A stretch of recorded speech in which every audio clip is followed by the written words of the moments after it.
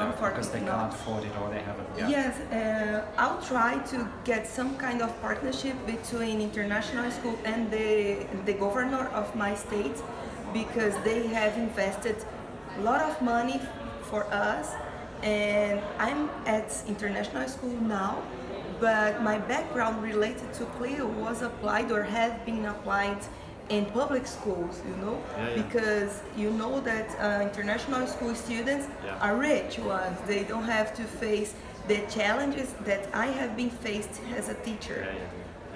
But your challenges are very similar to my challenges in some of the work I do in Mexico. Because I'm dealing with public sector schools, normal public sector schools, and trying to make a difference, and by being clever. Okay.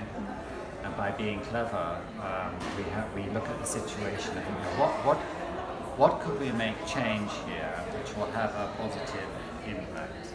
And learning through English is one of those things, and we're trying to introduce it in very normal, demanding environments. 50 children, 50 kids to a classroom. Exactly. Noisy, Hungry with no familiar issues. No connection with the English world, limited use of the internet, so they're not really connected yet. So you know exactly what I mean. Sure. And I love it. It's I think I've always thought if you can make it work in a difficult environment, making it work in an easy environment is easy. And the true innovation is that which can work in a very demanding environment. I think, sometimes we need to plant it's like a virus into the school system. And for that to happen, virus is perhaps the wrong word because it sounds like something bad. But a virus doesn't have to be bad, does it? Not necessarily. No. Or maybe a seed that it grows, It could be something that hopefully it's spreading. The thing about seed is, it's a bit like you put a seed and then it grows up here, whereas a virus kind of... There must be a better word for virus. To plant a virus, which produces a positive outcome, and the self-confidence of the child towards producing the language is fundamental in Brazil, almost certainly. When I came out on stage just now, I had to learn Bom dia. Pessoal.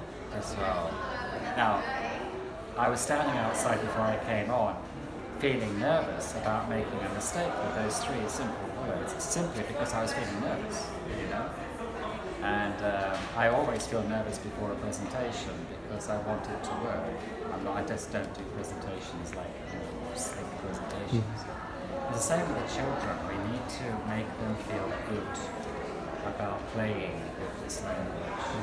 And so with the Mexican work, this is what we've been doing. We've tried to create opportunities where very few people speak English, but where we can show evidence to the child and the teachers that actually, we succeeded in doing something.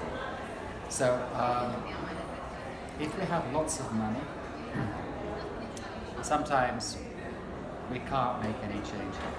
And in Mexico now, with our project, as in other parts of the world, we don't have money. We've got creativity. We have a little bit of money, but not much. I didn't have money either to apply my project. That's what I assumed. Yeah, especially because they were from a slum, a very poor neighborhood in João Pessoa city. And one of my students, I remember him, he got an old bike to go to our extra meetings. And he always said, "Teacher, I love English and I wish I could study with you for the rest of my life." And at the end of the year, we started our project in March, in the middle of March. And at the end of the year, I went to a hostel in João Pessoa, and I met a girl from Slovakia, Elena, and I invited her to go to my school to try to talk to my students in English. And this guy, I forgot his name, and he was one of the best students at that moment because he had his first opportunity to talk in English. even if he was making little mistakes, it was acceptable because it was his first year studying real English. Yeah, it's got to be real. See, the English language teaching has been very advanced in the world, basically because it makes so much money. And because it's been a big industry, it has attracted good textbook producers and good whatever. But it became outdated with what they call communicative language teaching, where you put the 40 kids in the class and you say, here is a task, you've been invited to America, which city do you want to go to? Talk.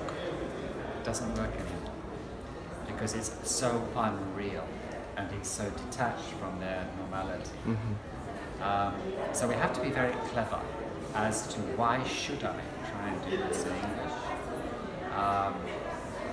And for example, with Mexico, one of the strategies we've used is to say to the students, look, at the end, when you demonstrate what you've done in teams, and teamwork is an important part of this, because they self-learn from each other so much, there will be some foreigners who don't know Spanish. So please, let's do it in English.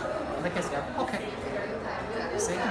When they are trying to communicate, it's so awesome, because sometimes most of them, how they make mistakes in our mother language, Of course.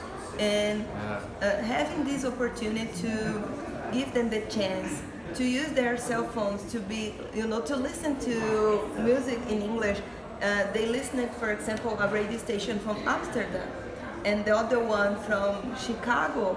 And they started researching more radio station, according to their lifestyle, Radio is amazing. Yes. Absolutely amazing. And then watching their Can I? yes, and